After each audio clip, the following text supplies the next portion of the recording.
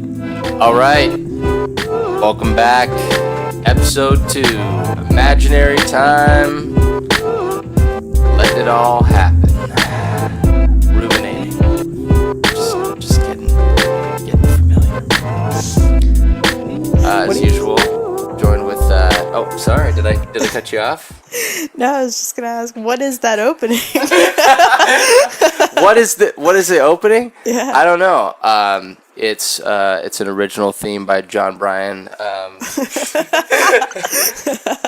It's my agent is familiar with some entertainment layers, and they hooked me up with some of the early thousands finest chill piano tracks for interim or interludes for TV shows. Awesome, love it. All right. As usual, I'm joined by Crystal Quinden. Hi. Hey. Episode 2. Welcome. If you listen to the first episode, you'll know that I quit my job at a pizzeria. I started this podcast, and now episode 2, the plot thickens. It's slimy. It gets a little bit more in there. It's pretty gooey. Yeah. The plot. It gets a little bit more in there. So what happened? Last time we talked, I was I don't know, trying to manifest more out of my creative side, and right now I'm in a period. I'm in the opposite period where I'm just going out a lot, and not not to shows, and to bars, and just to try to be in light social spaces. But the other night, I went to a comedy show at the Dynasty Typewriter venue at the Hayworth. It was the Brett Gelman show. He's a stand-up that I really like. But a comedian on the bill, Natasha Leggero. Ooh, you named it. What? Oh, nothing. I was just adding color. Oh. No, yeah, I don't feel bad talking about it. I feel like it was a big deal to me because I'm bad at standing up for myself, and maybe it was really bad timing. But I feel bad because I was at a show, and Natasha Leggero, who's a really talented comedian, was trying to do a bit of crowd work. I was sitting front row, and she was doing this bit where she was going to have somebody help her down from the stage, and I was the person that she called on to do that. She immediately ran over to me and said "Sir," and a very I don't know what the kind of tone was. I don't have a good adjective for it, but yeah.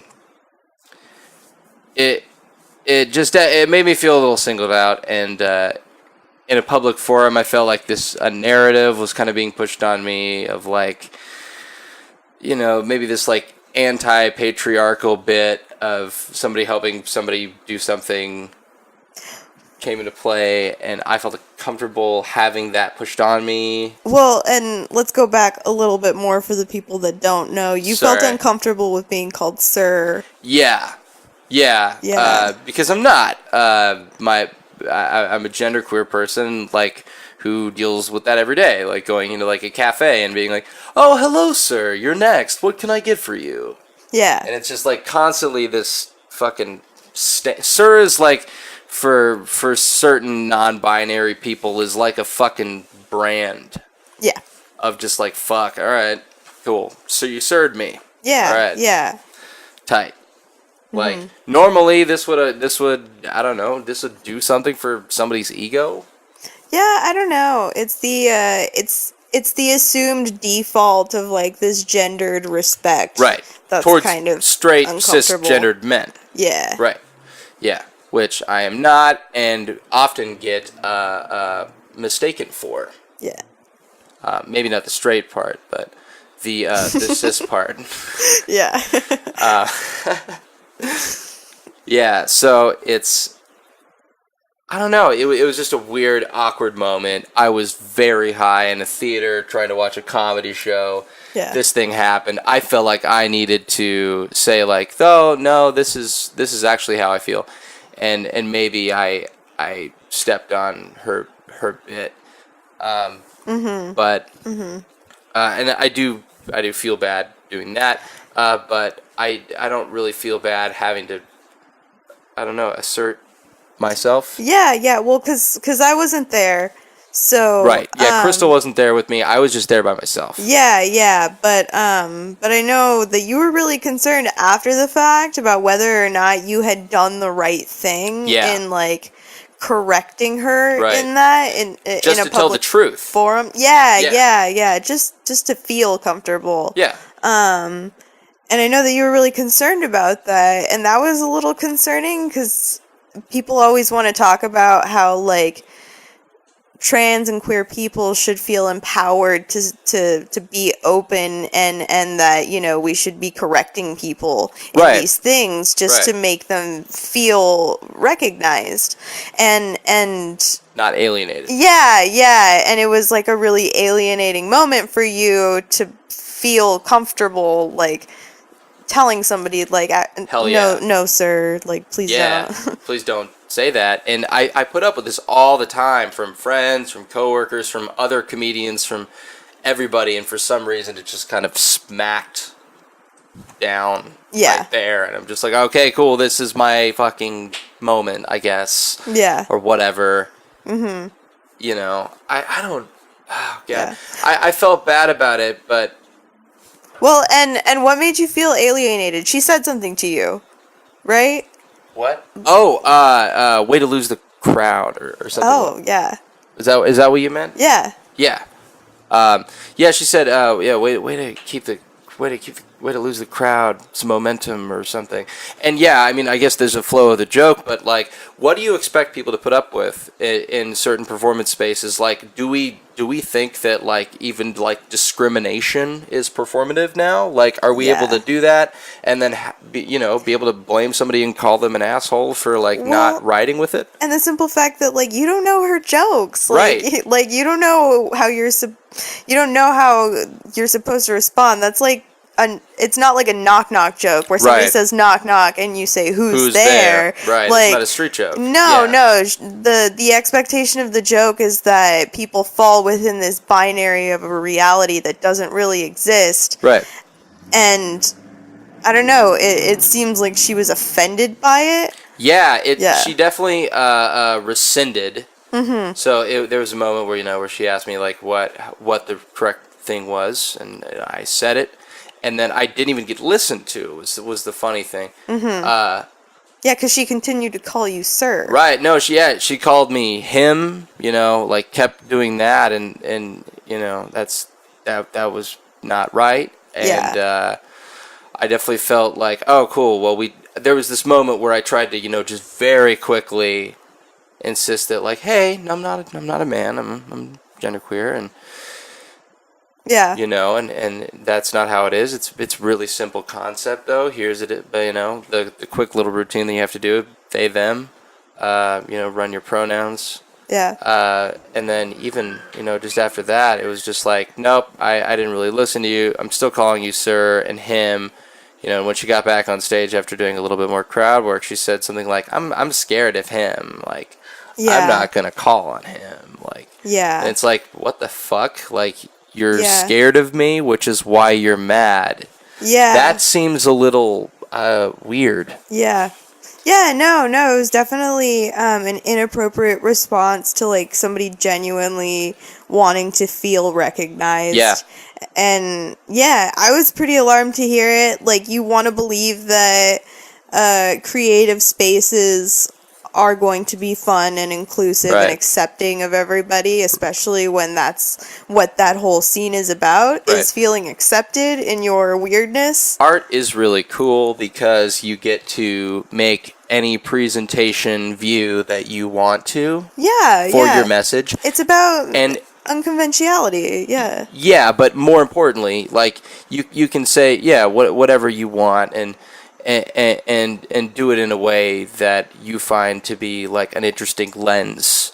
Yeah. But don't forget that your lens is not attacking your audience. Yeah. Like for your sure. lens should not do that. Like you can be mad at your life, you can be mad at things in a story you're trying to tell, you can represent like unlistened to and unheard feelings from your day-to-day life, but just remember that those feelings should not play off as though you're alienating the people that are listening to you. Yeah, for sure. Legitimately, because that's how you turn people away. And I'm now kind of scarred, and Yeah. I don't really know if I can look at Natasha Leggero or Moja Kasher differently, Yeah. or the same way. Like, Yeah. they were one of the first acts that I saw here in LA at Neil Hamburger's 50th birthday party. Yeah. Yeah. They did a duo set, and it was hilarious, and loved it. And now there was that happened, and it's like, okay, cool. So if you don't like me as a person, then you don't like me as your fan. Yeah. And that sucks, and I think that performers need to think better about like how to treat people who are open to them and like them and listen to them. Because like I don't know, like it sucks to love something and then be discriminated by it. Yeah, definitely. In the same way. Yeah. Yeah. So that's a big message for the comedy community. There's only, so much that people can sit through, and make any joke you want. Just remember that there's more than two genders out there, and there's other realities and perspectives that exist apart from the one that you're trying to like push through your joke. Right.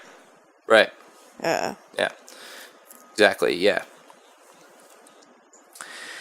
Any hoozle. Yeah. Speaking of which, the whole analysis started back up again because I'm really neurotic, and I have this app for my phone, which some of you probably also have.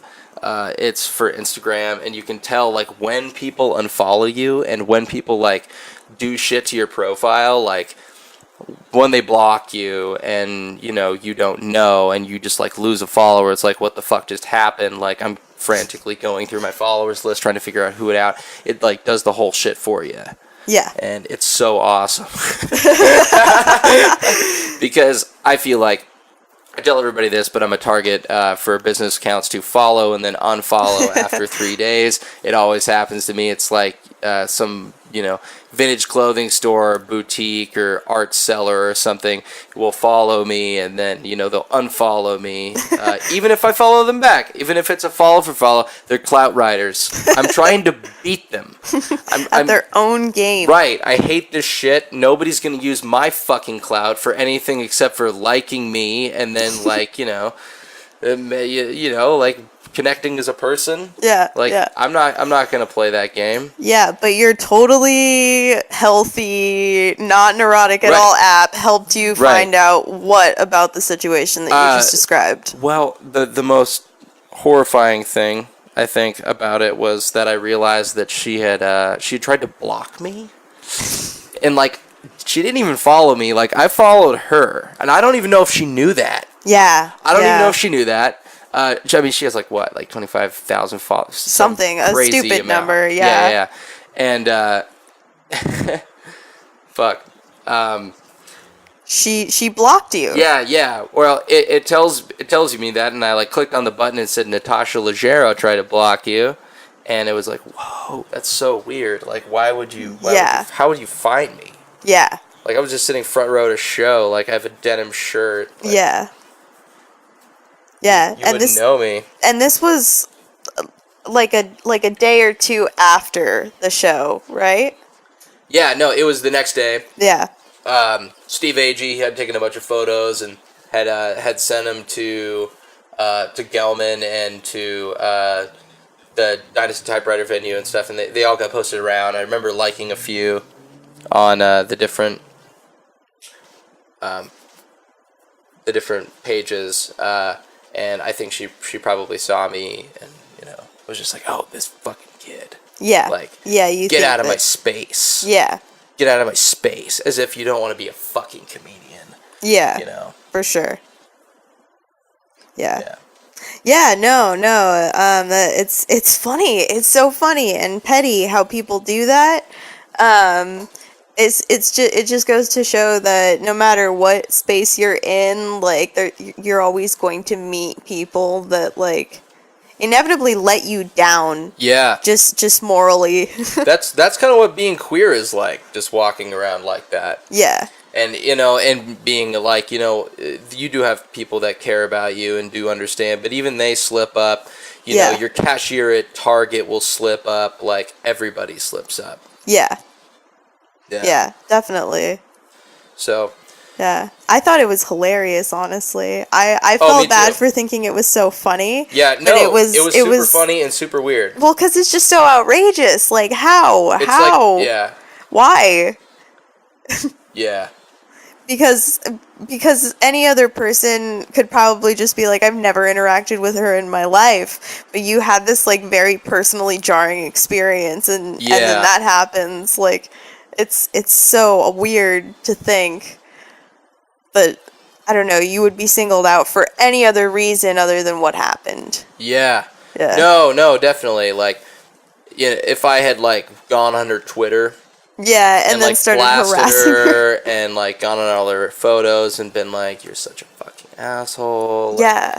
You know, which I didn't even feel that way. I didn't want to do that. Like, no. Which is why I didn't understood. Like, I didn't understand like why why she would block me. Well, because you hadn't told anybody either, except for like me. Like right. You hadn't put it anywhere online or anything. Nope. Like no post. It was no nothing. Literally something that happened in the real world, and then just like got extrapolated. Yep. Yeah. Yeah. Yeah. Yeah. Yeah. Well, anyway. So. Yep. They lost a fan. That's fine. As in, I lost a fan in. Actually, they were never. I lost my ceiling fan. Nope, I'm just mad. I'm just fan mad. Going strong. You know, yeah. No. I tried to put it together. Well, it's just so like mind-numbingly dumb. Maybe Nick was right. Maybe I have a villain face. You have a villain face. Yeah. Oh my God. One of the things that I found out about an old coworker. I met up at a gig to I shot somebody's Kickstarter video on a green screen. It was hilarious. But he worked where I used to work, and told me that my old coworker Nick said that I had a villain face. The face of a villain. Like, and I kind of see what he means a little bit. I feel like people take me to be more pretentious than I actually am. And it's just because my look is very, like, kind of stern. I think it's the eyebrows, honestly. I think so, too. I think it's the eyebrows, it's the jaw. And the chin, yeah. It's the jaw, yeah. You look like a Disney cartoon villain. I kind of thought he meant like in that evil Michael Fassbender way, like I'm about to kill the X-Men. Yeah. But like in a dashing turtleneck or something. Yeah, like, for sure. Like a James Bond villain. Right. Yeah. Yeah. No, you have too much hair for that. I imagine all James Bond villains are like bald with a scar. Yeah, well, I mean, that was who was that? That wasn't GoldenEye. I think it was. I don't know anything about the James Bond movies, but I did play those games. Yeah, for sure. Hell yeah, for sure. Villain face, though. That's such a childish thing to call somebody. Definitely. Villain face. It is a villain face. Ugh. God. Yeah. Once again, wrong pronoun. But yeah. I didn't know what that meant. Like, I like basically like synthesized all of my negative qualities into one person. Honestly, it's just starting to sound like since you quit your job, you've found out what kind of impression you left. Yeah, not a good one. Not a good one. I'm a horrible person. No, I think you're just like horribly outspoken. No, yeah, alright. Yeah. LA is too fake for you. Too fake for the funk. Too fake for the funk. Yeah.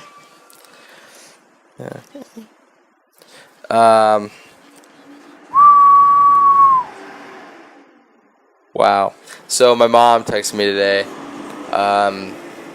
She told me to watch. She told me that they still do those like medium shows. They still. She's really into psychics right now. She's been reading a lot of psychic books. And there's this guy. Oh man, I can't remember his name, but he goes under the name of the Hollywood Medium. And I think it's the funniest thing in the world. Because it reminds me of that guy John. Was his name John Edwards, right? Yeah, I think so. The guy from like the early thousands would be like, "Is there? I'm getting like a Paul." Yeah, Paul, I'm getting. Is there a Paul? Is there? I don't Paul know. was I'm my getting a dead strong dog. P. Yeah, right. Yeah, exactly. Like, is there? Yeah. No, I love that kind of stuff. Honestly. Yeah. Like, secretly, it's one of my favorite genres of trash TV. Yeah. Staten Island Medium. I've never heard of Hollywood Medium, but I knew Staten Island Medium.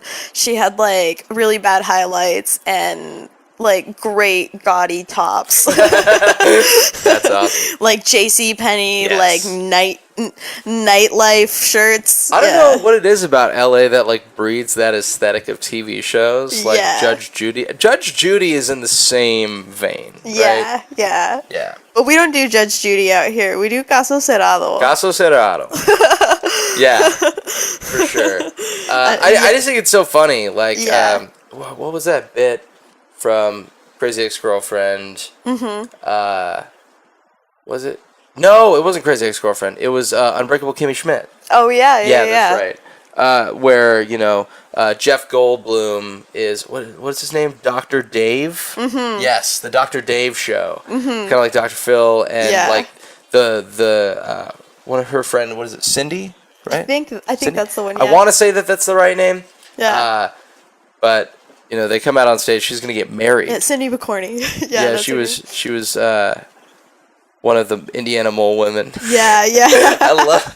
If none of you have watched the show, you have to watch it. It's super funny. It's a good show. Yeah. But yeah, it's like when he has this show and he's promoting it like, I can't give too much advice if I'm doing a free interview, which it's just kind of like I hate this like attitude that people have about like, what you can and can't say and if you're being paid to say it and you just want to see that somebody cares.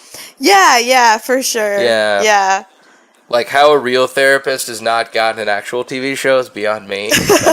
For real. They know a lot. Yeah, a lot more than, Dr. Dave. For sure. Yeah. Honestly, I think the only fake television psychologist that I've ever respected is fucking what's his name from Love? Oh, Dr. Greg. Yeah, Dr. Greg. Even then, Dr. Greg's kind of weird. Yeah, once again. Yeah. Cosmic coincidence. Yeah, for sure. Yeah. He was actually really great about that situation. Sorry, gonna bring it back to that, but I don't know. It's always really cool that after something like shakes you really hard, like, oh wow, that was uncomfortable. Like somebody will speak up and be like, hey, I support you. Oh, for sure. Yeah. No, he definitely addressed it. I don't really see. Yeah, I don't know how that something like that could happen and then not be brought up in a way. But it was really cool that he said that. It was respectful. For sure. Yeah, that's great. Yeah. Sorry, what were we talking about again? We were just kind of talking about TV. Yeah. Oh, yeah. Roseanne got worse, though. Definitely. That one that initial wave age. that happened. That initial wave that... Oh, I was talking about the Twitter conversations. Oh, not God. The show. I haven't seen those. Yeah. I try really hard to stay away from stuff that pisses me off. Sure. I do not. I like to be mad every day. I mean, I'll read the Vice comment section, but I'm not going to go to Roseanne's Twitter. I refuse to do that. Yeah. No, not her Twitter. I mean, I guess it's just like there's a big kind of media backlash realizing that, she was was as real evil as her character. I mean, I hate saying that, but it's true. Yeah. Yeah, because it's interesting to make the argument. It's like, yeah, okay, like a middle, working class family from wherever the fuck they were from, and we're kind of backwoodsy. Yeah. They would be those people, which is true, but also it's just like being like, do we give those people a place to speak? Yeah, well, and not just a place to speak, do we paint them in a positive, kind of quirky light? Yeah. Like, yeah, TV has represented a lot of really awful people as kind of like tongue-in-cheek characters, but it doesn't mean that like we allow like a real awful person represent themselves as like a family man type character. Yeah. Like, I don't know. Yeah, because I feel like it sets a tone for what it's supposed to be like. Yeah. Like when I'm watching TV, like I feel like I'm supposed to be watching a realistic version of what I go through in a way. Yeah. Like it's supposed to replicate a situation that I could be in myself. Yeah, for sure. And so to be like 7 and watching the new Roseanne and being like, oh, okay, cool, it's okay to vote for Trump.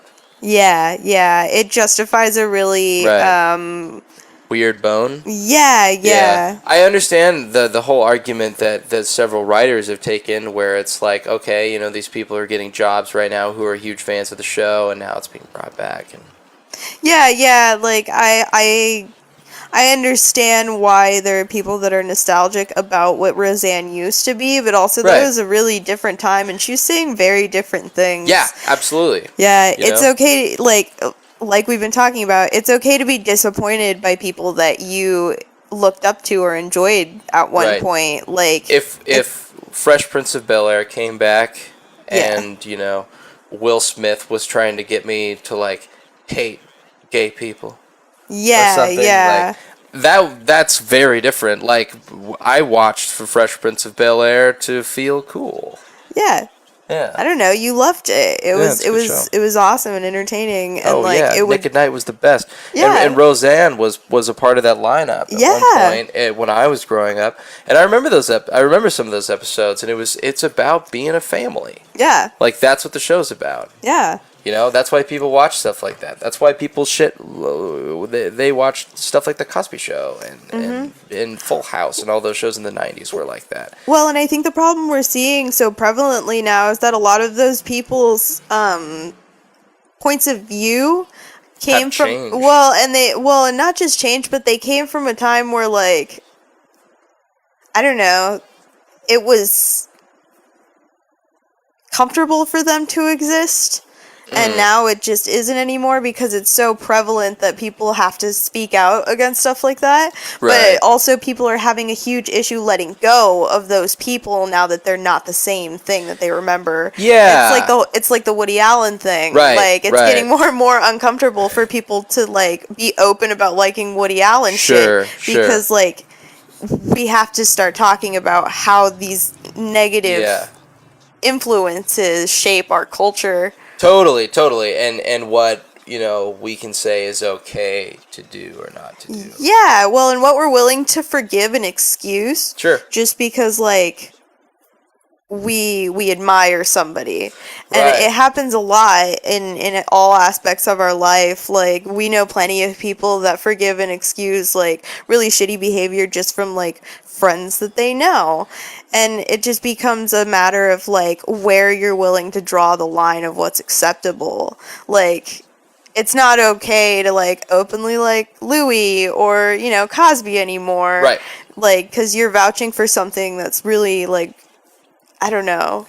It's really disturbing. Weird and bad, and I just because I brought up the Cosby Show and stuff like that does not mean that I still see that as like a viable thing. It kind of kills it. Yeah. That's what I mean, because I liked Louis and I liked Cosby at one point, and then to like kind of have the rock flipped over, and then to see the worms underneath the belly is just like, oh god, this is fucking terrible. Yeah. Like, it ruins these people, like, whether or not you looked up to them, like, or were just, like, complacent to their relevancy. It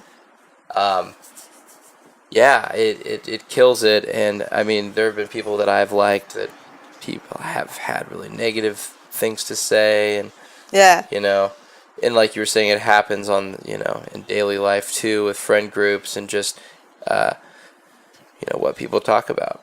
Yeah.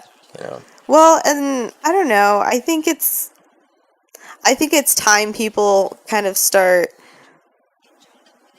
walking the walk, so to say, I guess, in terms of like what they're willing to vouch for and what they're willing to excuse in their own life. Like, I don't know. I've liked a lot of people that ended up being really problematic people, and like you have to cut ties with that thing.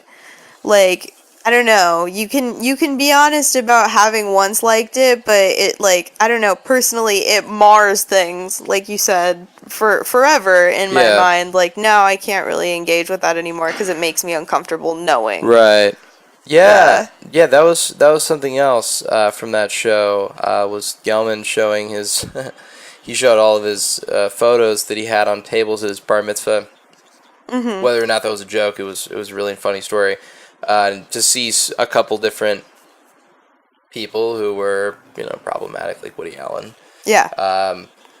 You learn that it's like, yeah, even, decent people grow up, worshiping terrible people. Yeah. Or people get more terrible over time, or whatever it is that, that changes it, because,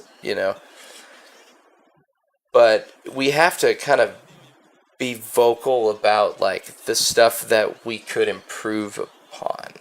Yeah. Because that's the thing, is that nobody's kicking you in the ass. No, it doesn't make you a bad person to have, like, once liked something that a really bad person made. Right. Like, it's not your fault that these people are the way they are. Like, they just misused a platform that was handed to them by people that admired them. Right. Or did something while they had the platform. Yeah. Right. Exactly. Yeah. Yeah. I mean, it's kind of past the time of, like, plausible deniability, like, oh, well, Yeah. I've never liked anything fucking awful in my life. Yeah, it's like, you're full of shit because you have. Yeah. Like, Yeah, shut up. Yeah, for sure. You've liked something awful, and I bet everybody listening to this podcast can relate to the idea of, like, being super depressed that, somebody that you liked, it turned it out to not be as cool as you thought it would be. Yeah, exactly. I mean, all that shit came out about the creator of Ren and Stimpy, but like Urban Outfitters is not gonna like stop making those socks. Right. Yeah, definitely. I mean, there's people that do stuff all the time, and I think that, for people that do something terrible enough, or are willing to, are not willing to be honest. Yeah. And are not willing to confront themselves. Mm-hmm. Will kind of get punished by society karmically. Yeah, for sure. In a way that they get, like, expunged out of the public eye. Yeah. In a way. And their careers are forgotten. Yeah. Yeah. Like, I had a conversation with you about that, and, thinking about the Dana Carvey show. Oh, for sure. And trying to go back and rewatch the old Dana Carvey show and watch, some of those funny bits that are on YouTube, just like 5-minute clips or whatever. And he was just in there, Louis C.K. There he fucking is, and I can't eat around him. No. So to speak. Yeah, for sure. I can't eat around Louis C.K. Because he's just right fucking there, and it's like, okay, cool. Yeah. I can't watch this. I can't remember what we were watching recently. I don't know if it was Todd Margaret or not, but like, so I can't remember the actor, but I just remember. Oh, Matt Lauer. Yeah. Yeah. It was Matt Lauer, and he made like a really creepy joke. Yeah. Oh my god. Yeah. It was way more horrifying in hindsight. Yeah. It's like he was speaking his own subconscious in that interview. It was so uncomfortable. Yeah, it was really weird. Like I remember I was just like, I can't believe he was making jokes like that. Yeah. Oh, I know. Like, it's so bad. It's terrible. It's really scary. Yeah, we were watching the first season of Meltdown, and like Jack Knight made a joke about Cosby. Yeah. Yeah, and like it's been going on that fucking long. Yeah. Yeah. It's been like 6 or 7 years. Something like that. Yeah.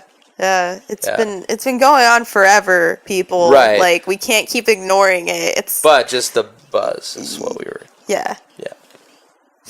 Yeah. Yep. Okay.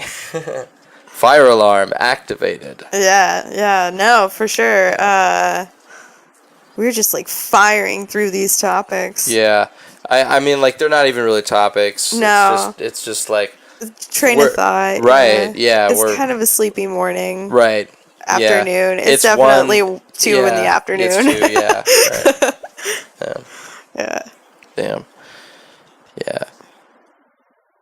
I almost started talking about the weather. I almost said something about the heat right now. Yeah. Oh, yeah. Yeah. Yeah. It's like 85. I don't know. Have I? Yes, I've been outside today. I was outside. Tried to remember if I had been outside yet today, but I have not. Really? No. Yeah, that's right. I don't plan on it yet. Yeah. Yeah, definitely not. Don't go outside. Stay inside. Lay in bed. Do nothing. Hell yeah. Yeah. Oh, that's super funny. Have we run out of things to talk about? I don't know. I mean, just you and me as people. No. Oh. Sorry, no. Relationship joke. Relationship joke for the podcast. Sorry. Wow. Yeah. Yes, we have. Yeah. Yep. No. What? Wait, what do you mean no? No. No? No, the podcast isn't over. It can't end like this. The podcast isn't over. I mean, I'm talking about a relationship. Oh my god. Yeah. I'm not talking about a relationship. Are you listening to me? Okay, who gets the monkey in the divorce? No, I was talking about if we'd run out of things to talk about with people. I know. No. Of course not. Okay. Okay. Well, way to step on that one. You can edit that out. I'm not going to edit it out. Number one rule of broadcasting and recording No if somebody edits. says it. No, it's if somebody says edit that out, you have to leave it in.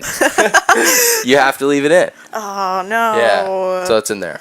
Oh my god. It's going to be trapped in there. What about the edit that out pinky promise we made many moons ago? What does that mean? I don't know. I'm making shit up just to. We didn't do that. No. I'm an accountable person. It's a verbal contract at a crossroads. I'm getting my tax return today. Oh yeah, you are. Yeah. Yep. Going to college. Speaking of which, we mentioned your mother. Happy birthday, Cheryl. Yeah, doing that one. We're gonna talk about the number H. I can't say those words. I can't say the words I want to say. I'm gonna hold it in.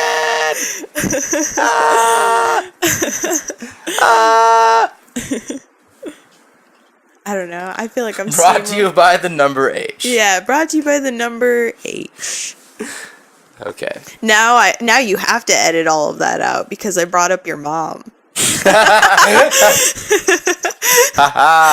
But what if I only edit around the part that was like just us doing that little bit, and instead I just like I do this cut where it's like you say where right before you say what you said, and then I cut it right back, and you said, now you have to edit it out because.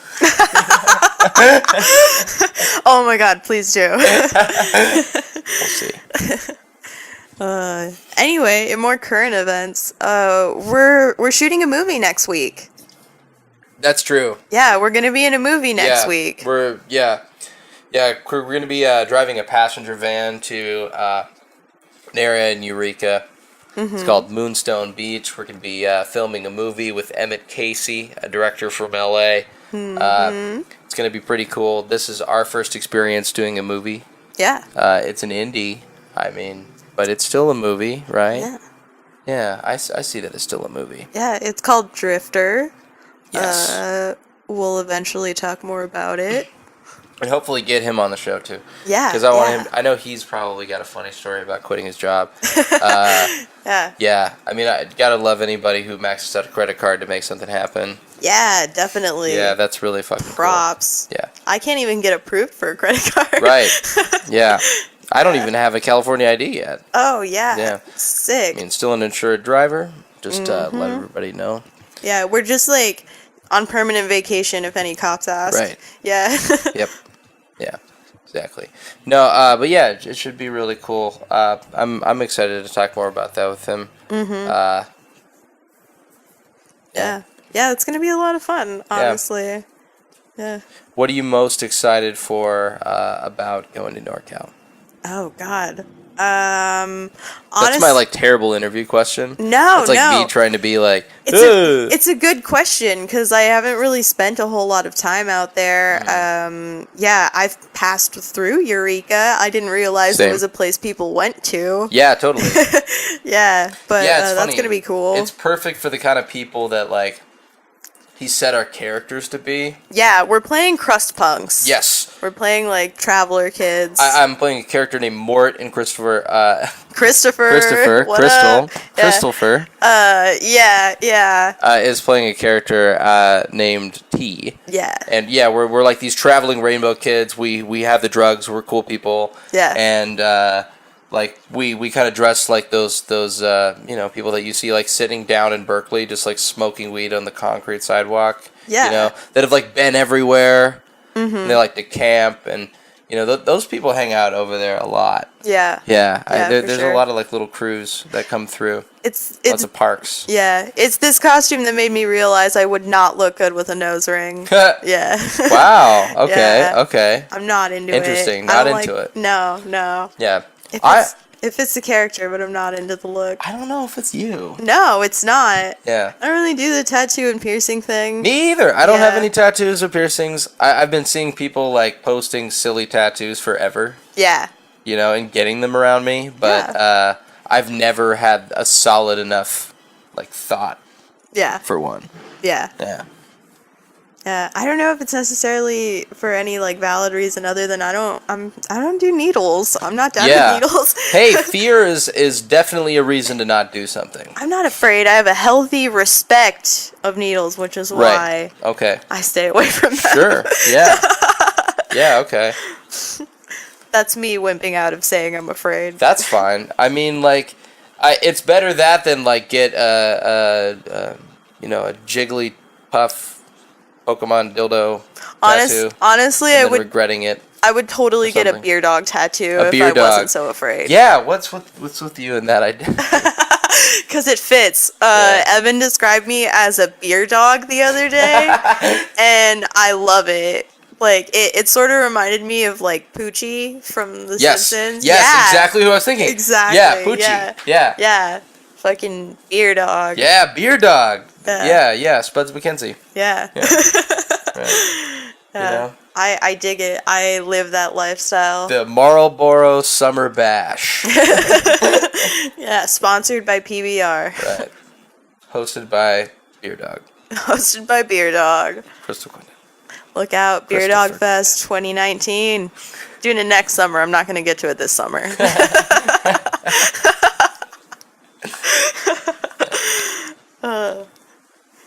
Yeah.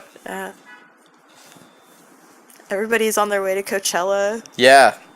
Yeah, Coachella's happening down here right now. Yeah. That's very crazy. Everybody I work with is at Coachella. Yeah.